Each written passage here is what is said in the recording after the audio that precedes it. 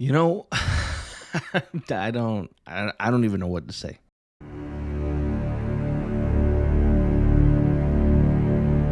Black Ops 3 has been wild. It has been a wild experience so far. I've never played the Black Ops 3 campaign. When the game first released, I just jumped into multiplayer. I ignored the campaign completely. It began as one of those things where, honestly, I was just chasing rank and chasing, leveling up. So I never cared for the campaign, as you guys already know. But, obviously, retelling a lot of the Call of Duty stories and other gaming stories, I decided that I was going to tackle Call of Duty Black Ops 3 next. And so I began playing it, and I played the first two missions. And to say that they were underwhelming, wild, boring, confusing, and crazy is an understatement. When I first played those two missions, I was like, the first mission kind of made sense a little bit, but then the second mission was like an introduction to all these new powers that I got, basically, because I got upgraded with tech. We're in the year 2065, we're in the future, and we got to stop this train, or we got to stop this terrorism explosion on a train. Kind of reminded me a little bit of the plot from Source Code, that Jake Gyllenhaal movie that came out back in 2011 about stopping the train. It reminded me a lot of that, but it took so long to get there. It took me like an hour to finish that intro, and that's all it was. It was an intro to everything that I got, and I feel like I could have learned that in a mission while we were playing a real life mission. We didn't have to go through that, and it just seemed long, drawn out, and boring, to be honest. Maybe it was the first two missions that were bad. We have to continue the story to improve, get better gameplay, get some more freedom, and whatnot. So I play the third mission where we are getting this information from a dock or something. It was raining and it's crazy. There's a cutscene there, and the cutscene looks fine, and the gameplay looks fine, right? Like, the settings look good, they look pretty, but the characters absolutely kill me. We have a character that's with us all the time named Hendrix. And Hendrix is not that bad, I guess. I mean, somebody mentioned that he's kind of like a hothead, and he, at any opportunity, he just loses his shit. And I've kind of noticed that. But he's a very weak character. We start meeting these other group of characters that we know nothing about, basically. You have Taylor and his gang, which are considered to maybe have gone rogue or something, and they're led by Christopher Maloney, the actor who plays Detective Stabler in Law and Order. He's a good actor. He has a long history. I enjoy the actor a lot. I like the actor. But the performances in Black Ops 3 just feel flat. And so we look at some facts. And the Black Ops 3 campaign was largely divisive among fans. While some players appreciated its ambition and complex narrative, the majority criticized it for being convoluted, disconnected from previous Call of Duty games or Black Ops games, and lacking compelling characters. And that's one of the key elements, lacking compelling characters. So far, Taylor has been lacking. So far, Hendrix has been lacking. And so far, my player character has also been lacking. And now, I've complained in the past about Call of Duty Ghost and other Call of Duty titles where we have a silent protagonist. I know I've complained about that. You've probably seen that.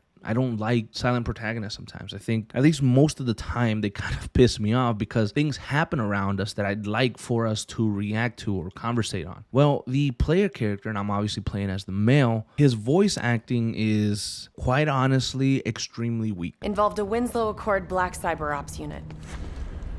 It was John Taylor's team. What?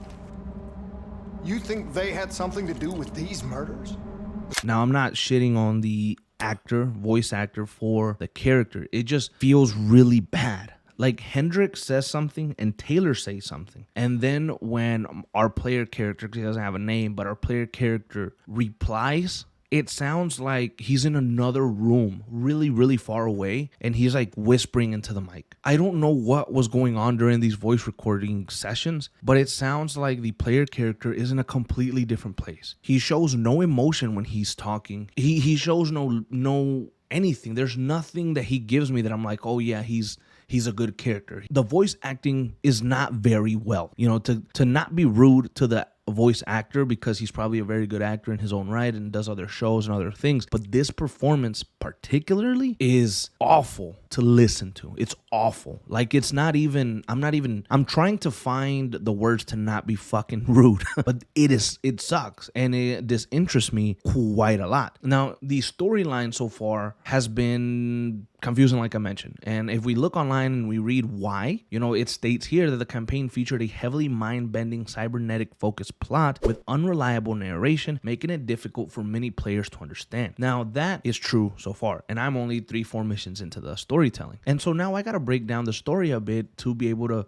explain it the best that I can to you guys. So that's gonna take me a little bit, but we're gonna get that done this week. So it's not just me who had problems with this confusing narrative. I was also told that there was a comic book series released between Black Ops 2 and Black Ops 3 that follows some key events that lead into the main story of Black Ops 3. So I'm always gonna have to read that and cover that and kind of find some understanding. Now, it's cool to have add-ons, but I think it's kind of dumb to have a comic book on Black Ops 3 that you need to read to understand the full picture of Black Ops 3. I don't necessarily like that too much. I like when we have things added, but I don't know that I want to have to read something to get the full picture of a game that I played, because you could like video games and not like comics. You could like video games but not have access to that particular comic. You know what I'm saying? And so how would you know to follow it, or how could you follow it? And I don't really like that too much, but I'm going to try to read that, see if it helps with the confusion. But to be honest, the narrative just seems all over the place. When I'm in the mission doing something, I don't know why the fuck I'm doing it. Like, I was at the dock, but I don't know why I was at the dock. You know what I mean? I don't know what these missions matter for. What's the bigger play here? I'm at the point where potentially Taylor and his team have gone rogue. Maybe they killed a CIA black site. But I had to read the description of the mission to understand that that's what was going on. Now, one thing that I noticed, and I think this is also a big reason as to why Black Ops 3 maybe didn't even feel like a Black Ops title, was the lack of classic Black Ops elements. Unlike Black Ops 1 and Black Ops 2, which had strong ties to Cold War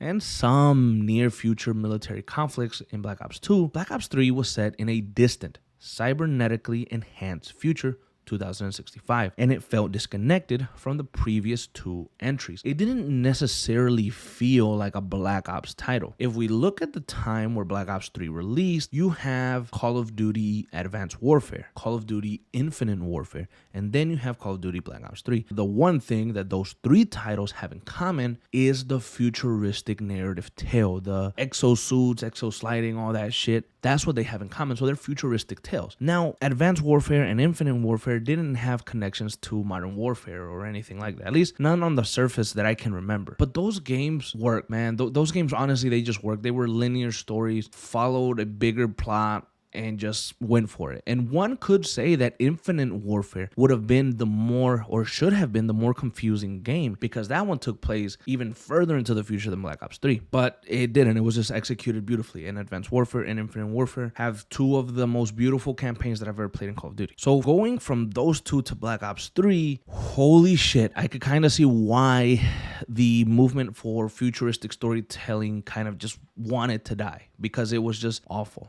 And so you wonder, what was the point of calling the game Black Ops 3? Now, through the research, I have learned that a few mentions to Black Ops 2 or 1 are maybe said in Black Ops 3. Like maybe Nova 6 is mentioned, maybe Raul Menendez is mentioned. But those are like fleeting comments, right? They don't necessarily matter all that much in the grand scheme of the whole Black Ops universe. Black Ops 3, to me, felt like a new game, like kind of Advanced Warfare and Infinite Warfare. I think this game could have been called like Call of Duty Cyber Wars or something like that. The game just could have been called anything else besides Black Ops 3, and I think it would have probably worked just as well. I feel that this game might have been named something else. I feel like maybe this game was developed as not a Black Ops title. Some people have speculated that maybe they threw or slapped the Black Ops name on it to boost sales, and that could have very well happened because it doesn't have anything Black Ops to me. Like if you played the game in a trilogy and you went from 1 to 2 to 3, when you got to 3, you'd say, what the fuck is this and where is everybody at?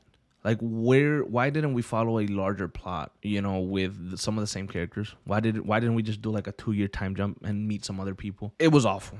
In that regard, it was awful. It really did lack a lot of Black Ops elements. It doesn't feel anything like Black Ops. It's color-coded like Black Ops. Like you got the orange and the black, but that's just about it. Weak character development was another reason why the game kind of failed to resonate with a lot of audiences. Unlike Alex Mason and Woods or even the villain Menendez, the characters in Black Ops 3 were mostly forgettable. And the player character kind of hurt the overall experience. I am sitting here 3-4 missions in, and I cannot remember anybody's name besides Hendrix, because Hendrix is always next to me, always talking, always doing something, and Taylor, because Taylor looks like Detective Stabler, Christopher Maloney from Law & Order. So, of course, I'm going to remember him. Other than that, guys, I don't know or can remember anything or anyone from the game so far. Now, at this point, 3 to 4 missions in Advanced Warfare or Infinite Warfare, I could have remembered a lot more of the names of more characters because I was just more interested in the story. I was just more captivated by all the brilliant little characters that we met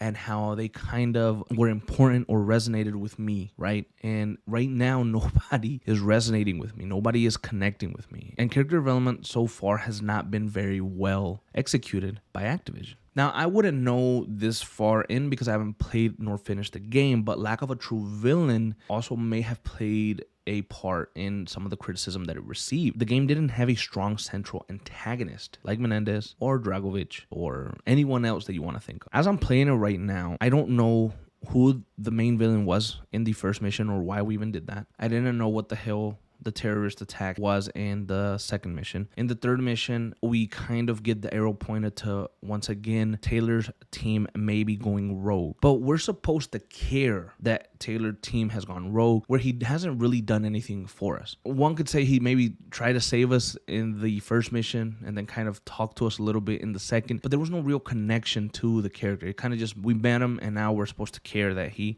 supposedly went rogue. So again, I don't know how far or how true that statement is because I haven't finished the game, but obviously I will get into it once I do finish the game and I'll know if it really did lack a true villain. But so far, I don't know what to expect in that regard. And I wanted to get this video out because I wanted to see other opinions. I made a post, obviously, talking a little bit about this, and I got some feedback from you guys and whatnot, which was helpful. But I was kind of shocked because I try my damnness to like just about everything that I play. But when it comes to Call of Duty campaigns, I think they really can't be that bad because you're getting like a 7-hour experience, 6-hour experience of a campaign of Call of Duty doing military stuff. Why is that bad? Like it's linear, it has cool character, it has cool cinematics, it has cool lines. I'm always down to enjoy a Call of Duty game, always. A campaign I love, man. I love them all, just about, that I've played. And playing Black Ops 3, I had heard some shit that was not positive, but I thought, you know what, more than likely I'm going to love it and enjoy it and think maybe that it was underrated or overhated because I like Call of Duty campaign so much. Black Ops 3 broke the streak for me because I absolutely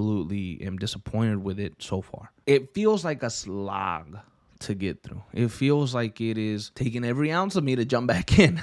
And honestly, I'm going to just push it to the side, play it and finish it and try to find some enjoyment. All jokes aside, I am, because obviously at the end of the day, it's just a game and I make this stuff for you guys, obviously, and I'm going to try to enjoy it. But it shocked me that I didn't like it. It shocked me that I had such a hard time enjoying the damn game. Sure, I know that some people didn't like the futuristic aspect of the campaigns and the multiplayer. I do remember that time vividly, and all of us were complaining at the time. But in the narratives and the storylines, in the campaigns of Infinite Warfare and Advanced Warfare, I didn't mind the futuristic aspects at all. I thought they were brilliantly executed, and I thought that they made sense in both of those games. In Black Ops 3, not so freaking much.